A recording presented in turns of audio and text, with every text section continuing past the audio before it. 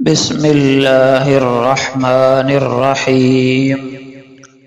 محترم سامعین، دین کے بارے میں بنیادی ضروری معلومات حاصل کرنا اور ضروری مسائل کا سیکھنا ہر مسلمان مرد ہو یا عورت اس کے ذمہ فرض عین ہے۔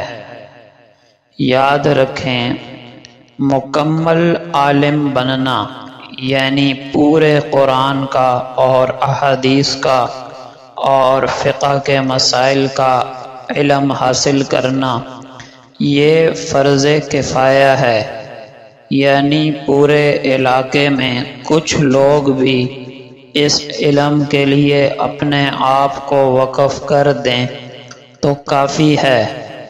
لیکن دوسرا علم وہ ہے جو فرض عین ہے۔ کیا مطلب؟ ہر مسلمان کے ذمے اس علم کا حاصل کرنا فرض ہے، ہر مسلمان کے ذمے۔ یہ کون سا علم ہے؟ دین کا بنیادی ضروری علم۔ مثال کے طور پر، جب کوئی غیر مسلم مسلمان ہوتا ہے یا مسلمان بچہ بالغ اور جوان ہوتا ہے تو اس پر روزانہ 5 وقت کی نماز فرض ہو جاتی ہے، تو اس پر نماز کے ضروری مسائل سیکھنا بھی فرض ہو جاتا ہے۔ کن چیزوں سے نماز ٹوٹ جاتی ہے، کن چیزوں سے نماز مکروہ ہو جاتی ہے، یہ ضروری مسائل سیکھنا فرض ہے۔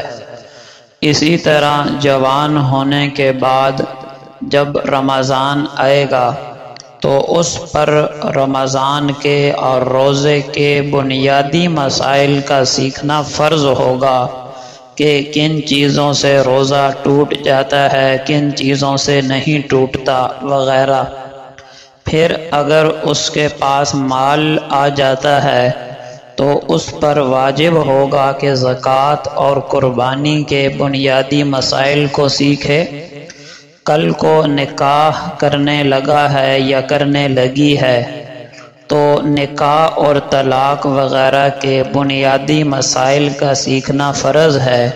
یہ مطلب ہے ضروری دینی علم سیکھنا، تو یہ ہر مسلمان پر فرض ہے۔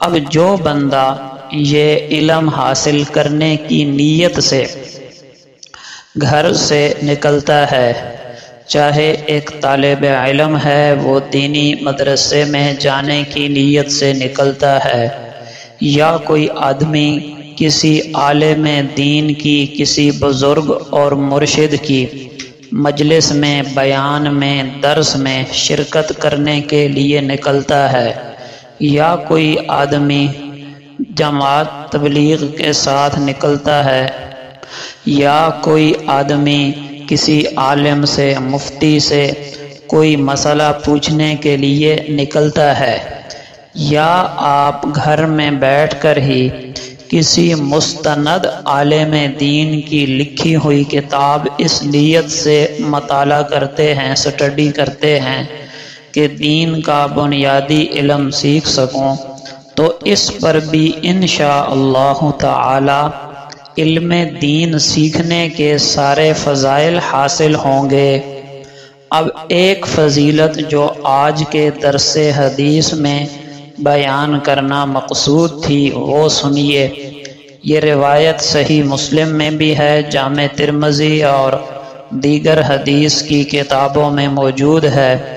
رسول اللہ صلی اللہ علیہ وسلم کا پاک ارشاد ہے، من سلک طریقا یلتمس فیہ علما سہل اللہ لہ بہ طریقا الی الجنہ۔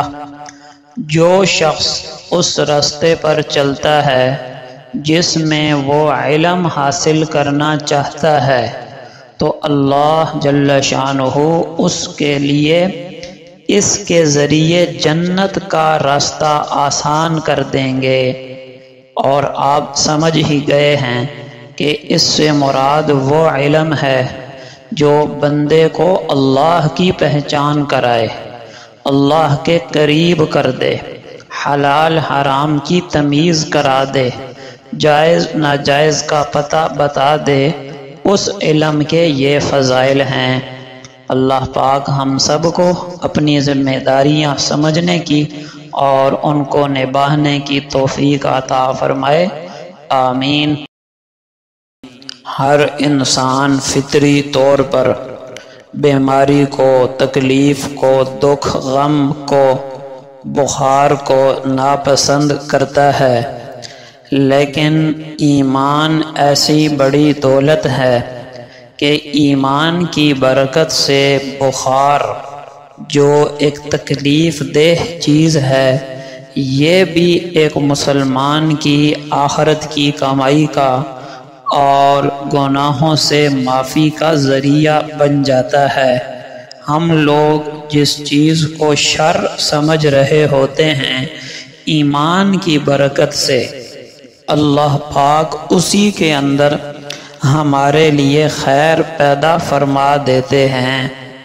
لہذا بخار کی، تکلیف کی، بیماری کی اگرچہ تمنا اور خواہش آرزو تو نہیں کرنی چاہیے، لیکن اگر بخار آ گیا، بیماری لگ گئی، تو اس بیماری کو بھی اللہ کی رحمت اور اللہ کی نعمت سمجھ کر صبر کرنا چاہیے۔